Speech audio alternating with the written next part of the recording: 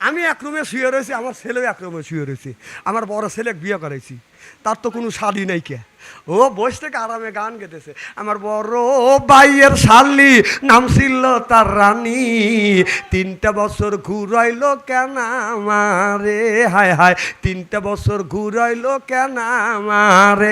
আমি তো মারামারি করা সম্ভব না, আমি সাথে সাথে ওই গানটা আমি উল্টো বানাইয়াম, ওকে সুন্দর করে বুঝ দিলাম। আমি ভালো কইরাই জানি নাই তোর বড় ভাইয়ের শালি এত বড় মিথ্যা কথা কলি রে বেটা, এত বড় মিথ্যা কথা কলি রে।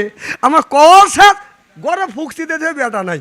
আমার ভাইরা আমার ভালো করে লক্ষ্য করে শুনুন, একটা মেয়ার বিয়ে হয়েছে আপনার 6 মাস ধরে বাদান, বিয়ে হয়েছে 7 মাসে 8 মাসে গর্ভবতী, কথা বুঝতেছেন না? 6 মাস ধরে যদি বিয়ে হয়, 8 মাসে যদি গর্ভবতী হয়, সন্তানটা ওই আপনার বাচ্চাটা বৈধ না অবৈধ? হ্যাঁ বুঝেন? বিয়ে করছে 6 মাস ধরিয়া, গর্ভবতী হলো 8 মাসের। শাশুড়ি বলে বৌমা আমি তোমাকে দেখছি তুমি রাস্তা দিয়ে চলে গেছো, বোরখা ছাড়া তুমি হাঁটো নাই, এরপরে তোমার হাতে মুজো পায়ে মুজো, মা 5 ওয়াক্ত নামাজের মধ্যে 1 ওয়াক্ত নামাজ কাজা করে নাই, 6 মাস ধরে ছেলেকে বিয়ে করেছে, 8 মাসে তোমার পেটে বাচ্চা, মারে অবৈধ কাম তুমি কার সাথে করছো? এই পাপের বোঝা আমার ছেলের মাথার উপরে তুমি চাপা দিচ্ছ। পুত্রবধূ বলে মা এই ধরনের কথা বললেন না মা, এটা হলো আমার বৈধ সন্তান। সুবহানাল্লাহ কোন। এবার স্বামী বলে বিবি রে আমি 6 মাস ধরে বিয়ে করছি আর 8 মাসে তুমি গর্ভবতী, এ বিবি এই পাপের কাজ তুমি কার সাথে করলে? কার সাথে পাপের কাজ করিয়া এই বোঝা তুমি আমার গাড়ে চাপানো শুরু করছো? এবার মেয়েটা বলে পানের স্বামী আমার, আল্লাহর কসম করে বলতেছি এটা আমার অবৈধ সন্তান না, এটা হলো আমার বৈধ সন্তান। এবার বউ বলে মানে না, বাট ছেলেটা বলে এই বউ আমি রাখবো না। শ্বশুর শাশুড়ি বলে এই বউটা তুমি তালাক দিয়ে দাও, কারণ 6 মাস ধরে বিয়ে হয়েছে, এরপরে 8 মাসে গর্ভবতী হয়েছে, এই বউ দিয়ে আমি কি করব? মেয়ের মাকে ডাকা হইল, বাবাকে ডাকা হইল, বলা হইল আপনারা মেয়ের সাথে আমার ছেলের কয় মাস ধরে বিয়ে হয়েছে? বলে 6 মাস ধরে বিয়ে হয়েছে, গর্ভবতী হচ্ছে 8 মাস, এখন আপনারা বলুন এটা বৈধ সন্তান অবৈধ সন্তান? মেয়ের বাবা আপনার একটা দাও হাতে নিয়ে কয় তো কাইটাই ফেলবো, তোর জন্য আমার মান সম্মান ইজ্জত চলে গেল। মেয়ের মা যায় বলে তুই মর। কথা বোঝে না রে এরা রে, আমার কথা কি বুঝতেছেন? মেয়েটা বলে মা ও আব্বা আল্লাহর কসম করে বলতেছি এটা আমার অবৈধ সন্তান না, এটা হলো বৈধ সন্তান। আপনার এই এলাকার মধ্যে আপনার ননুয়া গ্রামের মধ্যে বাদান বড় বড় বাদান আপনার পরামানিক ডাকলেন, মেম্বার ডাকলেন, কমিশনার ডাকলেন, চেয়ারম্যান ডাকে বাদান বিচার করতেছে, শত শত মানুষ বাদান বিচারে বাদান জমা হয়ে গেছে। মেয়েটাকে পর্দার আড়ালে রাখছে, ছেলেটাকে জিজ্ঞাসা করতেছে কয় মাস ধরে বিয়ে করছো? বলে 6 মাস ধরে বিয়ে করছি। তোমার বিবির পেটের বাচ্চার বয়স কয় মাস? বলে 8 মাস। বলে এবার মেয়েটাকে বললো মা তুমি বলো কয় মাস ধরে বিয়ে হয়েছে? কয় 6 মাস। কয় মাসে সন্তান পেটে? বলে 8 মাসে। এবার প্রধানেরা বাদান আপনার চুল ছেঁড়া বিশ্লেষণ করে বলল 6 মাস ধরে যদি বিয়ে হয়, 8 মাসে যদি গর্ভবতী হয়, নিঃসন্দেহে এই সন্তানটা হলো অবৈধ সন্তান। সব মানুষ বলে অবৈধ, মেয়েটা বলে বৈধ। মারহাবা একটু জোরে কর। এবার মেয়েটাকে তালাক দিবে। মেয়েটা বলল আল্লাহ আল্লাহর কসম লাগে, আল্লাহি আল্লাহি আল্লাহর কসম লাগে আপনারা আমাকে তালাক দিতে বলেন না, আমি এই বিচার মানি না, এই বিচার আমি সানি করব। হযরত ওমর রাদিয়াল্লাহু তাআলা আনহু তিনি হলেন বাদান অর্ধ পৃথিবীর প্রেসিডেন্ট, ওমরের কাছে এই আমি বিচারটা দিব। আমার বাইরে আমার এবার মেয়েটা যাইয়া হযরত ওমরের কাছে বললেন আমিরুল মুমিনিন খলিফাতুল মুসলিমিন। 6 মাস ধরে আমার বিয়ে হয়েছে, আমার পেটের বাচ্চার বয়স হলো 8 মাস। আল্লাহর কসম করে বলতেছি, আমার অবৈধ সন্তান না, এটা হলো আমার বৈধ সন্তান। কিন্তু আমার স্বামীকেও বুঝাইতে পারি না, 6 মাস ধরে বিয়ে হয়েছে, 8 মাসের সন্তান হইলে নিশ্চয়ই সন্তান অবৈধ হয়ে যায়। শ্বশুর শাশুড়ি ওই পক্ষেই রায় দেয়, এরপরে আমার মা আমার বাবা ওই পক্ষেই রায় দিছে, গ্রামের প্রধানেরা ওই পক্ষেই রায় দিছে। আল্লাহ সাক্ষী, আমি জানি তো, ভালো করে জানি এটা হলো আমার বৈধ সন্তান। হুজুর আপনি আমার নিজ বিচার করিয়া দেন। হযরত ওমর চিঠি লিখলেন আর বললেন, তাড়াতাড়ি যাও, ছেড়া ছেড়ে যেন না হয়, আগামীকাল সকাল 10টার সময় আমি আর নিজ বিচার করব। চিল্লাইয়া কোন মারহাবা। খুব খারাপ লাগতেছে নাকি? অর্ধ পৃথিবীর প্রেসিডেন্ট চালাবো তো, চলতেছে না তো।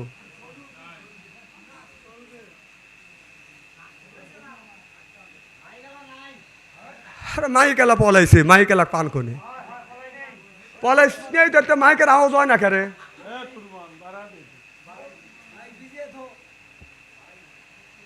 আচ্ছা আমি বলতেছি, আমাকে বলবেন দেন, আবার আপনারা বলেন কেন?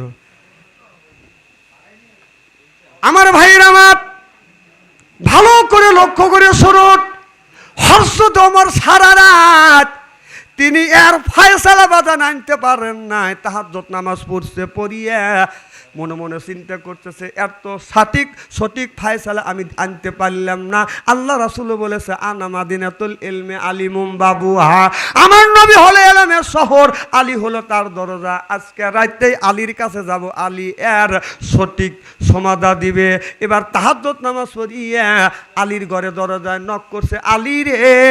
এবার হযরত আলী বললেন, কে বলে? আমি হযরত ওমর। হযরত আলী তাড়াতাড়ি করে দরজা খুললেন। ইয়া আমিরুল মুমিনিন, খলিফাতুল মুসলিমিন, কষ্ট করে এত রাতে কেন আপনি আসলেন? আপনি কেন খবর পাঠালেন না? আমি তো আপনার কাছে যাইতাম, আপনি কেন কষ্ট করে আসলেন? দেখে বলে, আলী রে, গতকাল একটা মেয়ে আমার কাছে সালিশ দিয়েছে, 6 মাস ধরে বিয়ে হয়েছে, 8 মাসে গর্ভবতী।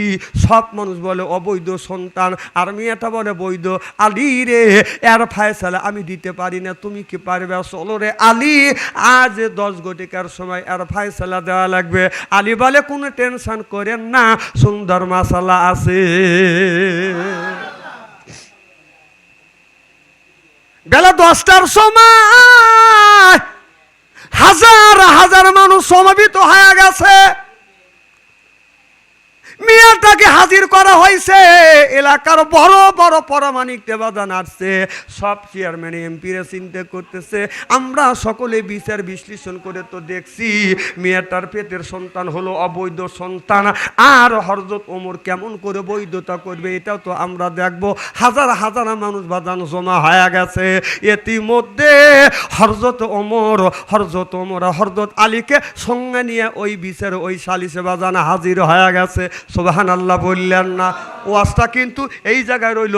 এখন চলে যাব বাজান ফেরাউনের কাছে। মনে আছে? এই ফেরাউন মনে আছে তো? এই ফেরাউন বলল, বিবি রে, তাহলে আমি এইটা বলতে গিয়ে এত দূর পর্যন্ত আসছি। আমি বুঝাইতেছিলাম পুরুষের বিসমিল্লাহ বলে যখন হাত লাগাইলো আর তালাটা বাজান খুলে গেল, এবার তাহলে বোঝা গেল পুরুষের বিসমিল্লাহর চাইতে মহিলারা বিসমিল্লাহর দাম বেশি। এখন তো বুঝে গেছেন। এখান থেকে ও আজকাইতে আমি ওদিক চলে গেছি। আমার ভাইয়ের আমার, এবার সিন্ধুক খুলে দেখে চাঁদের চাইতে সুন্দর ফুটফুটে সন্তান বাদান ওই সিন্ধুকের মধ্যে আছে।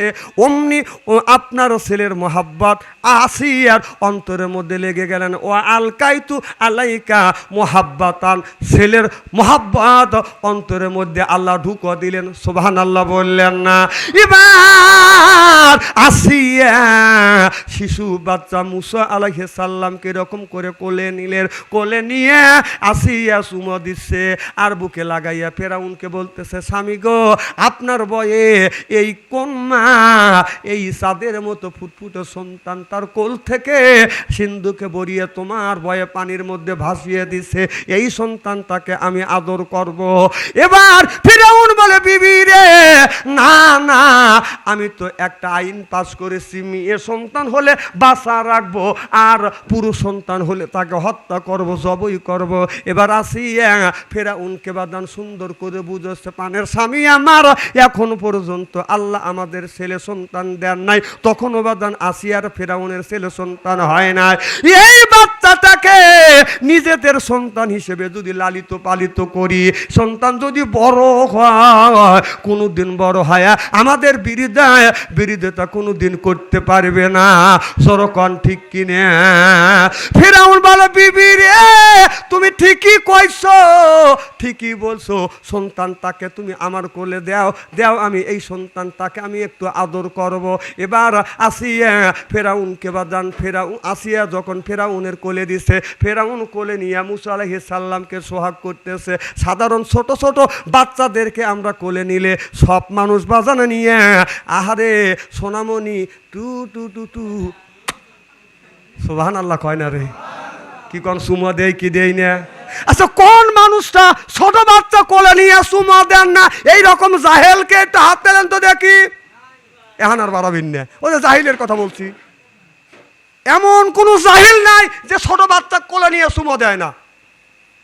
আর কথা বলবে না, দেখছেন? কথা কি আমি অবাস্তব বলতেছি কদ্দুস মামা?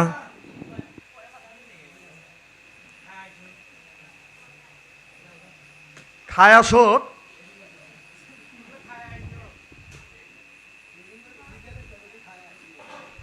না, ক্ষুধা তো লাগবে, পেট যখন আছে, আর এইটার লেগে সব কিছু নাকি কর।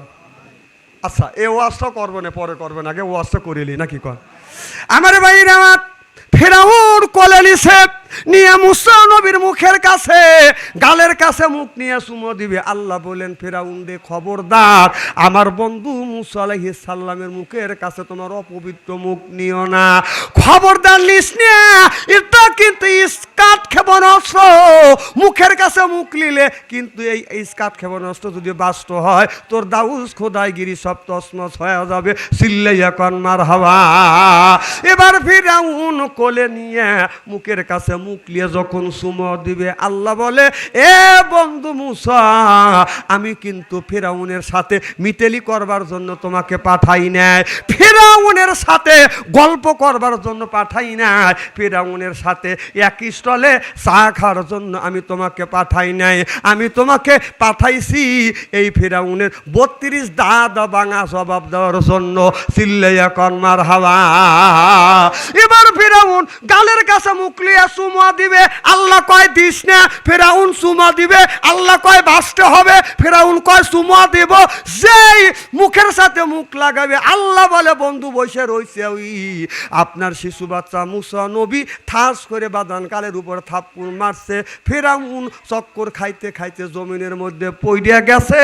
চিল্লাইয়া কন মারহাবা। আসিয়া দৌড়া যায় মুসা নবীকে এরকম করে কোলে নিছে, আর ফেরাউন এইরকম করে গালের উপরে হাত থেকে শুয়ে থেকে বলতেছে, বিবি রে দে, ওকে আমি হত্যা করব। এবার আসিয়া বলে, ছোট বাচ্চা একটা একটু হাত নাড়াচাড়া করছে আর তুমি রাগে যা, তাকে তুমি হত্যা করতেছ। বলে, বিবি রে তুই জানিস না, হাত নাড়াচাড়া করে নাই, এমন ধরে থাপ্পড় মারছে, আমার গাল চলিয়া গেল, পুড়িয়া গেল, মলমেও তো ছাড়ে না। চিল্লাইয়া কন মারহাবা।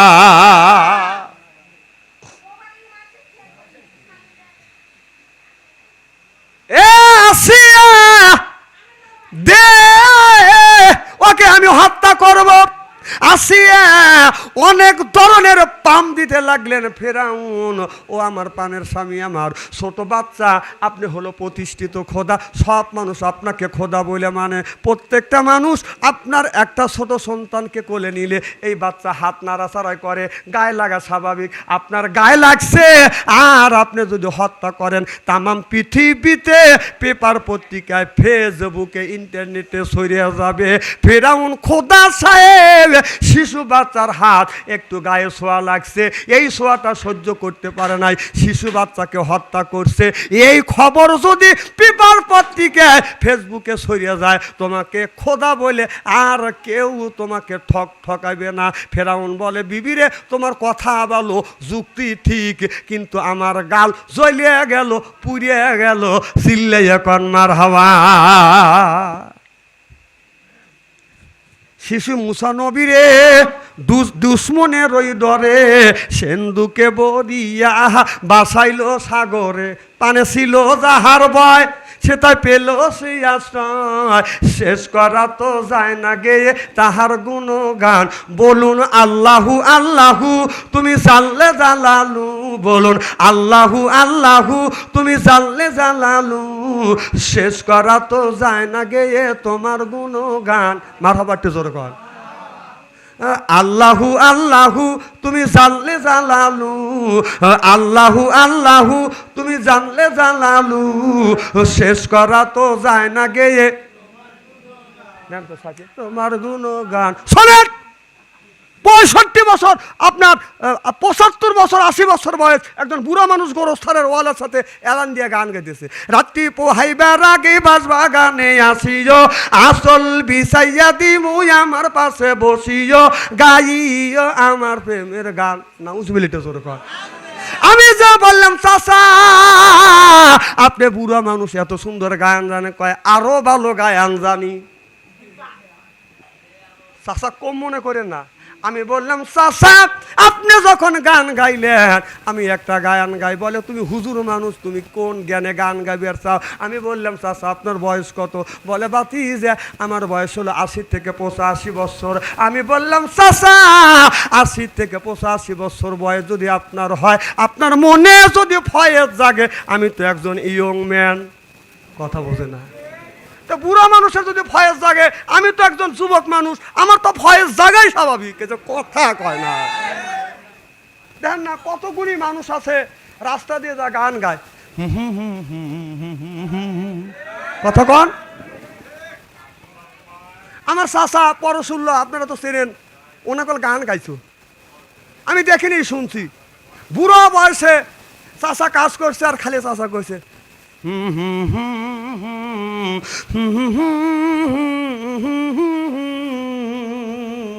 আমি সাথে হু হু কি বাবু তুমি বুঝবে না, হুর মধ্যে একটা মজা আছে। ওই যে তুমি কাজ করে আসলে যে দোঙ্গা ছিল না ওখানে, ওই যে বোঝে না রে, খুব খারাপ লাগতেছে আমার ভাইরা। আমি বললাম চাচা আল্লাহ কোরআনের মধ্যে বলেছে আল্লাযিনা লা ইয়াশহাদুনা যুর, সুর শব্দের তাফসীর করতে গিয়ে তাফসীরকারক বলেছে গাত বাজনা দূরের কথা, তার মাহফিলে অংশগ্রহণ করা যাবে না, মিথ্যা কথা বলা যাবে না। চাচা আমি একখান গান গাই, কয় ঠিক আছে বাতিজা তুমি বলো, আবার আমি গাবো। আমি তখন সুন্দর করলাম, বললাম রাত্রি পোহাইবার আগে মসজিদেতে যাইও, যাই নামাজ বিছাইয়া আল্লাহর নামাজ কালাম পড়িও আল্লাহর কোরআন। ও চাচা রে পড়িও আল্লাহর কোরআন। জোরকন মারহাবা। চাচা আমার এই গজল শুনিয়া চোখের পানি ধরে রাখতে পারলেন না, চোখের পানি ফেলে দিয়ে কান্দে। আমি বললাম চাচা আপনি কেন কান্দেন? চাচা বলে বাতিজা রে জীবন ভরা লাইলি মজনুর শির ফরহাদের প্রেমের গান গাইছে বেটা, কেউ কোনো দিন আমাকে এত সুন্দর করে বুঝ দেয় নাই, আজকে সুন্দর করে বুঝ দিলে অন্তর চোখ খুলে গেল। আজকের থেকে তওবা করিলাম, অশ্লীল গান বাজনা গাবো না, আল্লাহর ঘর মসজিদ কোনো দিন ছাড়বো না। জোরকন সুবহানাল্লাহ। আজকে অশ্লীল গান বাজনা ঘরে ঘরে হয় কি হয় না? আমাদের দেশে সন্নাতে খাত না, মুসলমানি বিয়ের মধ্যে আপনার বক্স না বাজলে বিয়েই হয় না। কথা কন, বক্স বাজা হারাম। যখন আগের দিন মিয়ার বাড়ি দক্ষিণ পাড়া, ছেলের বাড়ি উত্তর পাড়া, ওই বাড়ির বক্স দেয় ছেলের বাড়ি বিলে, ছেলের বাড়ি বক্স দেয় মিয়ার বাড়ি বিলে। বক্সে বক্সে ওরা যুদ্ধ করে।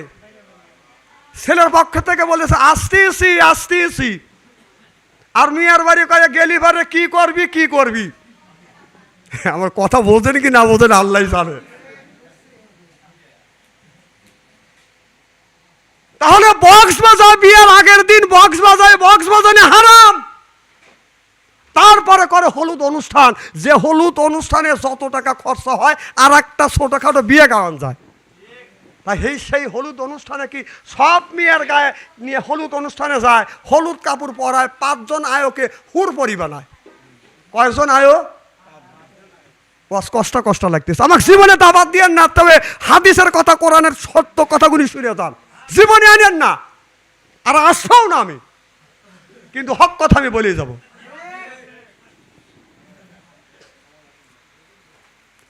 সেই 5 জন আয়নে যদি কালো হয় তাকলে না কত বাল দেখা যায় না, তুই কালো। আত্মসদরের মধ্যে যেগুলি সুন্দর ব্রয়লার মুরগি, সেইগুলি সুন্দর করে সাজায়। কথা কয় না, কথা কয় না।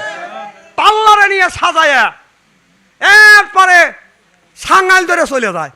মানুষ যায়, মানুষ দেহে কয় আল্লাহ। কিছু যুবক আফসোস করে, বুড়ো মানুষও দুঃখ প্রকাশ করে যে হায় রে, কি নিয়ে সংসার করলে আমার যায় কি সামনে দিয়ে। হাসেন না, হাসেন না, হাসেন না,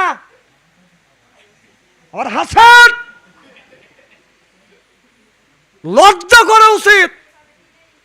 তারপরে মেয়ের পক্ষ, ছেলের পক্ষ থেকে মেয়ের গা যা হলুদ দিল, জায়েজ নাই, তারপরেও আমি 5 মিনিটের জন্য মানিয়ে নিলাম। কিন্তু ওই যে মেয়ের বাড়ির আশেপাশে যুবক সওয়াল নাই, তাহলে কি বলবে যে দক্ষিণ পাড়ার থেকে ছেলের পক্ষ থেকে মেয়ের গায়ে হলুদ দিবে আসতেছে, আমাদের আশেপাশে বাড়ির যতগুলি যুবক ছেলে আছে সব ছেলেকে একদিনকার মনে আইরে গরুর মতো ঘরে আটকা রাখো। তাই রাখে? আরো ছাইরা দেয় যা। তার লাইন করবে কি ছেলে? কে লাইনের কথা বলতেছি? এই রে বুড়ো মানুষের মন রে, আমি কি তাই বলতেছি নাকি? তারপরে প্রত্যেকটা লোকের কাছে আছে টাচ মোবাইল, যায় বিয়েন বানা তোলে,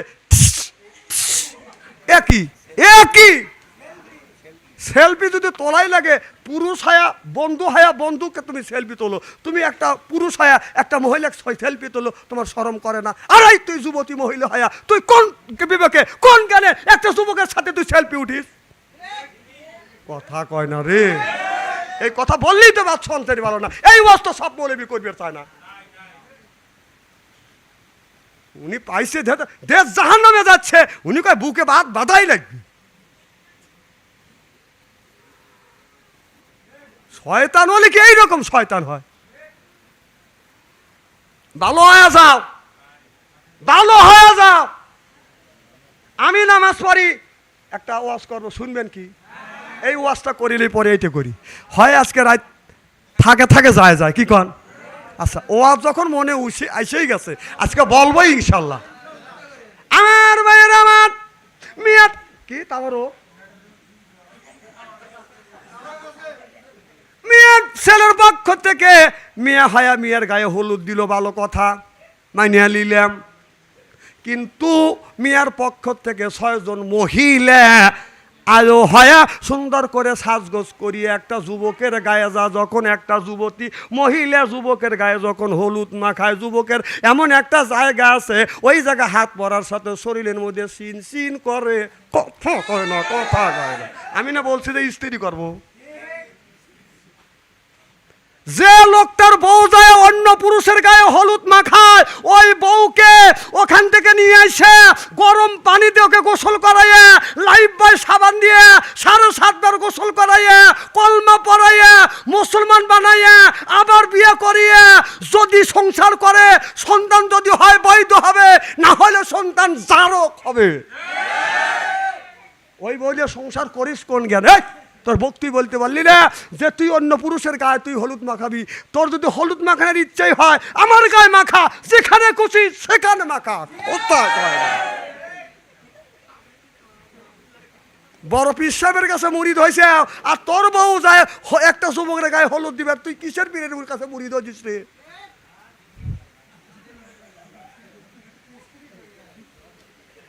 ভাই আমি অবাস্তব কথা বলছি, কোরআন হাদিসের বাইরে কথা বলতেছি নাকি? আমি সাজাদপুরের বলা, সারা বাংলাদেশ ওয়াজ করি, একটা লোক ঠেকাতে পারে না আমাকে। কারণ আমি হক কথা বলি, হক কথা বলতে গেলে জেল খাটা লাগে, জরিমানা দেওয়া লাগে, সব কিছু আমি করছি। জেল খাটা সন্ন্যতে মক্কাদা খাইতেলে খাচ্ছি, প্রয়োজন হলে ইসলামের জন্য, কোরআনের জন্য, নবীর জন্য আবার খাটবো। তেল টেলে ওয়াজ আমি করবো না। কোরবানি ভাগে দেওয়া যাবে না, বেটার আসপর্দা কি?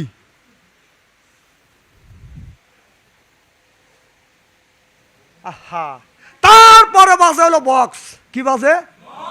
বক্সে কি হয়? খালি গান হয়। যে লোকটার হাতের বেদি যদি 3 ঘন্টা বাইসে থাকে, 6 ঘন্টা বাইসে থাকে, ওর কাছে রাখলি 6 ঘন্টার কাছে 5 ঘন্টা হায়াত কমে দেবে 3 বাড়িতে। হ্যাঁ, কি যে কয় কিছুই বোঝা যায় না। হ্যাঁ, সালবাল খালি মাথা জকায়।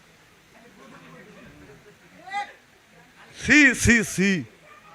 তারপরে এলাকার সন্ধ্যার পরে এশার নামাজ পড়ে, সন্ধ্যার পরে মাগরিবের পরে এশার পরে থেকে এলাকার যুবতী মহিলাগুলি ড্যান্স দেয়। কি কন দেয় কিনা? তারপরে এলাকার মহিলারা ড্যান্স দিয়ে দিয়ে যখন যুবতী মেয়েরা অরান হওয়া যায়, গার্জিয়ান বলে মিয়া কোনে গেছে, কবে বলি ড্যান্স দিচ্ছে, মিয়াকে ডাকে ঢুকে নিয়ে ঘরে নিয়ে যাওয়া হয়। তখন ড্যান্স দেয় হলো মিয়া, যে মিয়া বিয়ে হবে ওই মিয়া 10টার থেকে 12টা পর্যন্ত ড্যান্স দেয়। তারপরে রাত 12টার পরে শুনি নাকি মিয়ার মাও ড্যান্স দেয়। আমার কথা হচ্ছে হলে এই যে মিয়ার বক্স বাজতেছে, পাড়া প্রতিবাসী মেয়েরা ছোট ছোট মেয়েরা ড্যান্স দিতেছে, দিতেই পারে, বাবা মা ধমক দিয়ে শাসন করে নিয়ে গেল। তারপরে মিয়া রাত 10টার থেকে 12টা পর্যন্ত ড্যান্স দিচ্ছে, যে ও চিন্তা করতে এলু লুলু রাত বলি আমার বিয়ে ড্যান্স দিতে ভালো কথা। তুই মেয়ের মা হয়া কোন জ্ঞানে রাত 12টার থেকে 1টা পর্যন্ত ড্যান্স দিলি? তাহলে বোঝা গেল তোর মিয়া যাবে হলো জামাইয়ের সাথে, তুই যাবি তোর বিয়ের সাথে।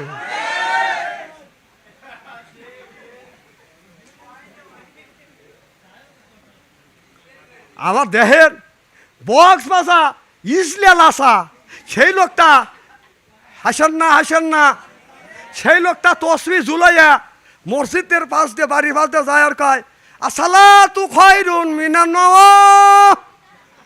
বাট করলি কি আর তুই করিস কি এখন? হ্যাঁ, ন করতেছিস, তাহলে মসজিদে যায়া সেই জাহান্নামের খড়ি বাদ বাজাইয়া সব মানুষকে দোজকবাসী বানাইয়া ও মসজিদে এসে কান দেখো রব্বানা জালাল্লাহ। এবেই বেবাও কথা কয় না। খবরদার ব্যবহার পারবি না তুই। জাহান্নামের কাম করে এসে ব্যবহার বেকুব। মনে মনে চিন্তা করতে তোকে আনে নলুয়া গ্রাম, তাই দেখবো আসলাম না নলুয়া গ্রাম আমি না। কদ্দুস মামা কি কও? কদ্দুস মামার মুখে আর কথা নেই কে?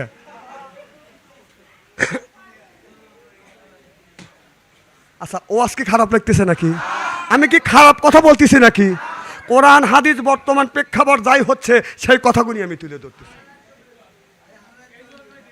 না পাম দিয়েন না।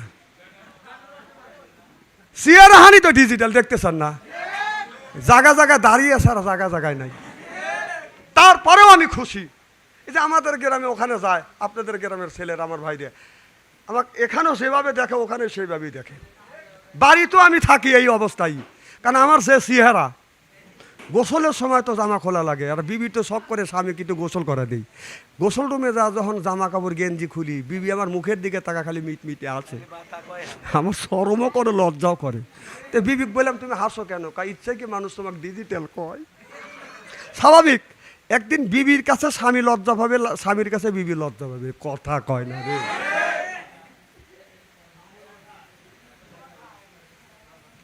আমার ভাইয়ের আমার, তাহলে নামাজের কথা বলতেছিলাম।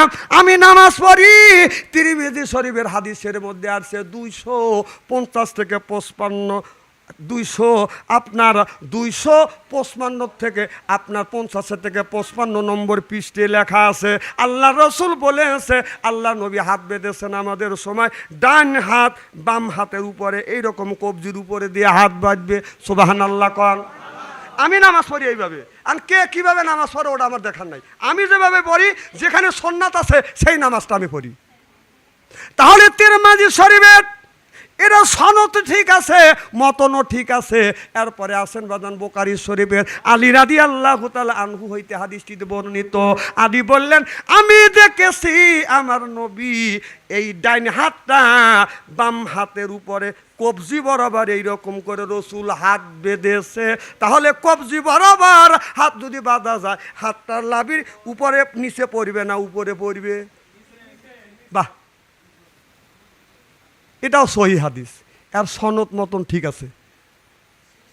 এরপরে দাউদ শরীফের মধ্যে আছে, আল্লাহ রাসূল আপনার আনাস রাদিয়াল্লাহু তাআলা হইতে হাদিসটি বর্ণিত, আবু দাউদ শরীফের মধ্যে আছে, তিনি বলেছেন আমি নিজ হাতে নিজ চোখে দেখেছি আল্লাহর নবী ডাইন হাতটা বাম হাতের উপরে এইরকম করে কবজি বরাবর দিছে, তাহলে এখানে হাত রেখে আপনারা নামাজ পড়া হলো সুন্নাত। এই জন্যই আমি এইভাবে নামাজ পড়ি। তুমি যেই জায়গা কুচি বাদো আমার কোনো আপত্তি নাই, তবে বান্দা নিয়ে কেন তুমি এটা নিয়ে দ্বন্দ্ব করো? সুদ খাচ্ছে, ঘুষ খাচ্ছে, এরপরে আপনার জাহান্নামের মধ্যে মানুষ চলে যাচ্ছে, সেই দিকে তোমার কথা নাই। আর তোমার হাত বুকে না বাঁধলে নামাজ হবে না। এই গুণী পাইসাও খোদা, এই গুণী হলো একটা আপনার ইহুদিদের চক্রান্ত। জোরকন ঠিক কিনে? খালি তাই না, সূক্ষ্মভাবে চক্রান্ত করা হচ্ছে। শয়তান যেমন সূক্ষ্মভাবে চক্রান্ত করছে, সেই সূক্ষ্মভাবে চক্রান্ত সোনার বাংলার জমিনে হচ্ছে। সেটা হচ্ছে আল্লাহর নবী মিরাজ ভবনে যখন গেলেন, যাকেটা ভাই রাগ করে চলে যাচ্ছেন, না না বুড়া মানুষ পেশা বাসা স্বাভাবিক, খারাপ লাগতেছে। আল্লাহর নবী জান্নাতে যাবেন, জান্নাতে যখন প্রবেশ করবে, জিবরাইল রে কোনটা জান্নাত বলে এইটা জান্নাত, এখানে জান্নাত লেখা আছে, কিন্তু জান্নাতের দরজার সাথে লেখা আছে লা ইলাহা ইল্লাল্লাহু মুহাম্মাদুর রাসূলুল্লাহ সাল্লাল্লাহু আলাইহি ওয়াসাল্লাম। আমার ভাইরা আমার নবী বলে জিবরাইল রে আমি তো এই জান্নাতের দরজার কাছে কোনোদিন আসি নাই, জান্নাতে কোনোদিন প্রবেশ করি নেই, কিন্তু দরজার সাথে লা ইলাহা ইল্লাল্লাহ মুহাম্মাদুর রাসূলুল্লাহ সাল্লাল্লাহু আলাইহি সাল্লাম লেখা আছে। আল্লাহর এবার জিবরাইল আলাইহিস সালাম বলে ইয়া রাসূলুল্লাহ ইয়া হাবিবাল্লাহ, কেউ যদি লা ইলাহা ইল্লাল্লাহ পড়ে মুহাম্মাদুর রাসূলুল্লাহ সাল্লাল্লাহু আলাইহি সাল্লাম যদি না বলে, ওই লোকটা কোনোদিন মুসলমান হতে পারে না, হবে না। সেই চক্রান্ত শুরু হচ্ছে। আর একটা চক্রান্ত হচ্ছে, মসজিদে আজান মাইক দিয়ে আজান দিলে সেই মসজিদে যা নামাজ পড়া জায়েজ নাই। এইরকম ফিতনা বের হয়েছে কিনা? ৭৩টা ফেরকা হবে, কয়টা? ৭৩টা। এখন ৬২টা ফেরকা হয়েছে, মাত্র কয়েকটা বাদ আছে, তা বাদে কিয়ামত শুরু হইবে। ওই ওদের কারণে কিয়ামত এগিয়ে আসতেছে। আর আছে মাত্র 11টা। ওরা প্রযুক্তি বিশ্বাস করে না। আল্লাহ রসুলের সময় আপনার প্রযুক্তি ছিল না, মাইক ছিল না, তখন মাইক দিয়ে ডাকেও নাই, আজানও দেয় না। তখন যদি বিপদে পড়তো আপনার একটা লাল শালুকে উড়ে দিত, তখন মানুষ বলতো যে বিপদে পড়ছে, অথবা ডাকতেছে, অথবা সমাবেশ করছে, ওখানে যাইতে হবে। লাল শালুকে উড়েলেই মানুষ একত্রিত হইতো। তখন ছিল তখনকার জামানার প্রযুক্তি। এখন যদি রসুল সাল্লাল্লাহু আলাইহি সাল্লাম থাকতেন, তিনি মাইক দিয়ে আজান দিতেন। ও মাইক দিয়ে আজান দেওয়া, সেই মসজিদে যাওয়া জায়েজ নাই। এর ফ্যানের বাতাস খাওয়া জায়েজ আছে। ফ্যানের বাতাস খাও, কায়তা শুয়ে পিছন থেকে ফো ফো করে বাতাস বাইর করে দাও। এই কথা বলে বাচ্চা আনসারি ভালো না। ও সাদাতপুর হাইটে যেতে তোমার কষ্ট হয়, রিক্সায় যাবে পারো। রসুল তো রিক্সায় কোনোদিন চড়ে নাই, কে তুই রিক্সায় চড়িস কেন? হ্যাঁ, আমার নবী তো ফ্রিজের মধ্যে মাছ রেখে খায় নাই, গোস্ত রেখে খায় নাই, তুই মাছ আর গোস্ত রেখে খাইস কে? হ্যাঁ, আমার রসুল টাইসে নামাজ পড়ে নাই, তুই টাইসে নামাজ পড়িস কে? ও মানে ও ফতুয়া দেওয়া যাবে, রিক্সা চড়া যাবে, ব্যানে চড়া যাবে, বিমানে সরিয়া হসে যাওয়া যাবে, কিন্তু আজান শুনলে মসজিদে যাওয়া যাবে না। মাইক দিয়ে আজান দিলি কি যে বললা ইচ্ছে হয়। তখন তো চামড়ার সাথে লিখতো, কোরআনের আয়াতগুলি চামড়ার সাথে, গাছের পাতার সাথে, ছালের সাথে, গাছের সাথে লিখে রাখতো। সুবহানাল্লাহ, একটা জোরে কর। এইগুলি নিয়ে ফেতনা করেন না। বিদাত কোনটা? ইবাদতের জন্য করা সুন্নাত, আর ইবাদতের মধ্যে করা সেটা হলো বিদাত। আমরা না আজান যে যখন দেই, ইবাদতের জন্য দেই না ইবাদতের মধ্যে? কথা কয় না, ইবাদতের জন্য। এই যে আমাদের মসজিদ টাইস করছি, অনেক মসজিদ টাইস, হাজার হাজার মসজিদ টাইস করা হয়েছে, এটা ইবাদতের মধ্যে না ইবাদতের জন্যে? ইবাদতের জন্যে। যদি ইবাদতের জন্য করা হলে এটা হলো সুন্নাত, আর ইবাদতের মধ্যে করা হলে এইটাই হলো বিদআত। আপনারা এই জিনিসটা সব সময় মাথার মধ্যে রাখবেন। যদি ইবাদতের জন্য হয় তাহলে সুন্নাত, ইবাদতের মধ্যে যদি হয় তাহলে সেটা হলো বেদাত। আমরা ইবাদতের মধ্যে কোনো কাজ করি না, অতএব আমাদের বেদাত না, আমাদের হলো সুন্নাত। আল্লাহ যেন সঠিক তরিকায় চলার তৌফিক দেয়। সকলে কোন আমিন পড়ুন। আল্লাহুম্মা, এক গ্লাস পানি দাও, পানি দাও। মাওলানা মুহাম্মদ ওয়া আলা আলে সাইয়্যিদিনা। কেউ বা নবী পাগল বলে, কেউ বা বলে জাদুঘর। আল্লাহর কোরআন সাক্ষী দেয় রে সে জামানার পয়গাম্বার। আল্লাহুম্মা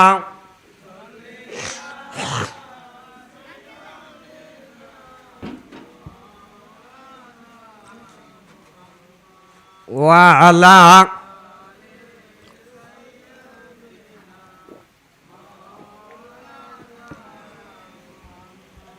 আমার মুসলমান ভাইরা, শত শত মানুষ জমা হয়ে গেছে। আলী আর হযরত ওমর এসে বাদান উপস্থিত হয়ে গেছে, মনে আছে? আমার ভাইরা, আমার ওই মেয়েটাকে উপস্থিত করছে। মেয়ের মা বাবা, শ্বশুর শাশুড়ি, জামাই আছে। এবার ছেলেটাকে বলে, বাবা কতদিন ধরে বিয়ে করছো?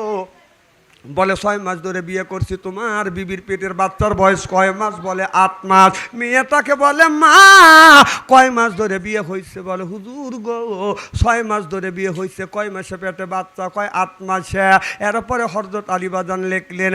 এবার ছেলেরা বাবার কাছে, মার কাছে জিজ্ঞেস করলেন, কয় মাস ধরে বিয়ে হয়েছে? বলে 6 মাস। কয় মাসে বাচ্চা? বলে 8 মাস। মেয়ের মায়ের কাছে, বাবার কাছে জিজ্ঞাসা করা হইল, কয় মাস ধরে বিয়ে হয়েছে? বলে 6 মাস। আর কয় মাসে পেটে বাচ্চা? বলে 8 মাস। হযরত আলী বললেন, 6 মাসে যদি 6 মাস ধরে যদি বিয়ে হয়, পেটের বাচ্চার বয়স যদি 8 মাস হয়, আলী বললেন নিঃসন্দেহে এটা অবৈধ সন্তান না, এটা হলো বৈধ সন্তান। জোরে কোন, আরো জোরে নারে তাকবীর। সব মানুষ বললে, আলী রে কেমন করে 6 মাসের মানুষ 6 মাস ধরে বিয়ে হয়েছে, 8 মাসে গর্ভবতী হলে কেমন করে সন্তান বৈধ হয়? হযরত আলী বললেন, আপনারা বাংলা মাসের সাথে বাদান আপনার সন্তানের কোনো সম্পর্ক নাই, ইংরেজির সাথে সম্পর্ক নাই, আপনার চাঁদের সাথে হলো সম্পর্ক। হিসাব নিকাশ করে দেখে, এই মাস থেকে গুনিয়ে গাইতে হিসাব করে দেখে, এই মাসের পাইছে আপনার 2 দিন, এই মাসের পাইছে বাজান 2 দিন, মাস মানে ওই চাঁদের 2 দিন পাইছে, এই চাঁদের 2 দিন, মাঝখানে 6 চাঁদ আর বাদান এই 2 চাঁদ, তা হলো 8 চাঁদ, বৈধ হয়ে গেছে। চিল্লাইয়া কোন মারহাবা।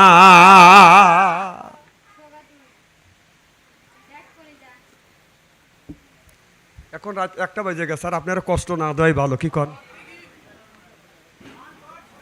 না না, আর পাম দেওয়ার কাম নাই। যাই হোক, শোনেন, অল্প করে শুনি, অনেক করে ঘষি। কি কন? কারণ আকাশের অবস্থা ভালো না, এত গরম। এই গরমের মধ্যে যে আপনারা পাম দেওয়া লাগবে না, ও কোথায় যে ঠিকই, এ কথা তো আমি বলতে আমার ঠিক করা লাগবে। কিসের লেগে? হ্যাঁ,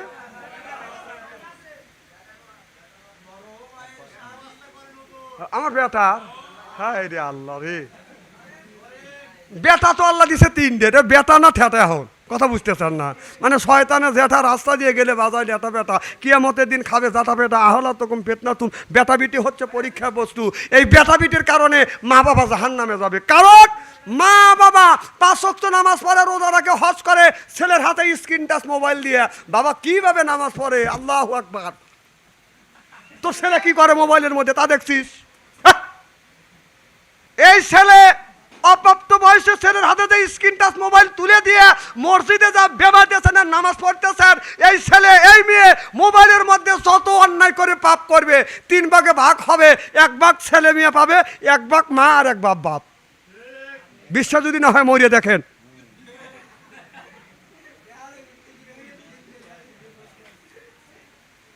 এই নলুয়া গ্রামের মধ্যে যদি 50টা যুবতী মহিলার যুবক ছেলে যদি থাকে, তাদের সাথে হাতে যদি স্ক্রিন টাচ মোবাইল থাকে, রাত 12টার পরে আর মেসেঞ্জারের মধ্যে ঢুকে দেখেন, ফেসবুকের মধ্যে ঢুকে দেখেন, যা ঢুকে দেখেন 50টা ছেলে মেয়ে থাকলে তার 45টা রাত 12টার পরে লাইনে রয়েছে, যে কথা কয় না। ও কি করতেছে? তাহাজ্জুদ নামাজ পড়তেছে। একটা যদি মিথ্যা কথা বলি, আপনাদের পায়ের বার্মি জুতার আমার গাল।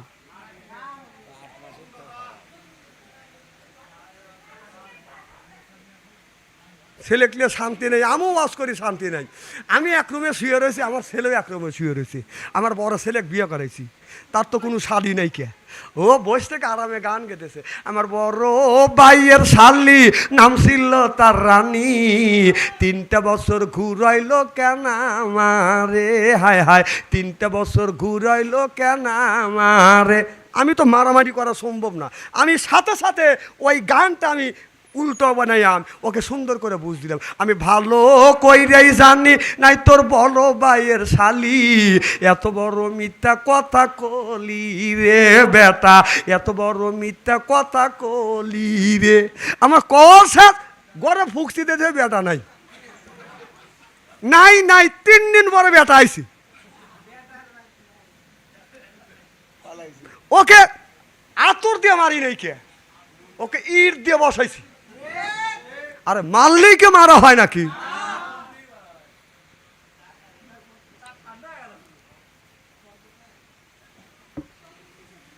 যা হোক, আমি আর আপনাদের কষ্ট দেবো না, কারণ না না না পাম দিয়ে না, প্রত্যেক দিন আমার এখনকার দিনেও আমার মাহফিল করতে হয়। আর যে প্রচণ্ড গরম, আপনারা ফ্যান দিছে আপনাদের সুখের জন্য, শান্তির জন্য, ভালোর জন্য। আমি ফ্যান নেই না না না, আমি ফ্যান নিয়ে কথা বললে আমার গলা বসে যাবে। যাই হোক, যদি আল্লাহ আনে, এটা আমার হলো বোনের বাড়ি, আপন ছোট খালাতো বোন। তো আল্লাহ যদি আনে, যদি আসি, আর এই নলুয়া গ্রাম আর পান্নাতপুর খুব দৌড়াদৌড়ি নিয়ে রাত পোয়ালিগুলো দেখাই হয়। এই যে গোলদার হলো মামা বাগনিয়া, এই যে মুজম বাগনিয়া, সে আবার দাঁড়াবে এখন ইলেকশনে, এমপি ইলেকশনে দাঁড়াবে। দোয়া তো আমি করবো, এখন নাঙ্গল মার্কা, এই নাঙ্গল কি এখন চলে নাকি কন্ত? আর কি নাঙ্গলের দিন আছে? আর মামা সেই মার খালি আমাকে করতেছে, বাগনিয়া যা বলতেছে, মামা দোয়া করেন আমি নাঙ্গল মার খাই ইলেকশন করবো। মামা নাঙ্গল তো চলেই না, আর কারণ নাই জমি এখন, আর নাঙ্গল দিয়ে করবো। আর এমপি সাহেবের তো, যিনি এমপির দাঁড়াবে তারও তো জমি নেই। সবগুলো যদি কয় যে আমি তোমাকে ভোট দেবো, তোমার জায়গাকে তুমি চার্জ দিয়ে নাও। তো যা হোক, আমি খুব মজা করছি, ওয়াজ করে জুত পাইছি, যদিও আপনারা লোক কম হন, তারপরও একটা লোকের চোখের পাতা বন্ধ হয় নাই। আমি অন্তর থেকে দোয়া করি আল্লাহ যেন সকলকে জান্নাতবাসী করে, কন আমিন। যদি আসি, যদি আল্লাহ আনে, বাকি কথাগুলি পরিবেশন করা হবে ইনশাআল্লাহ।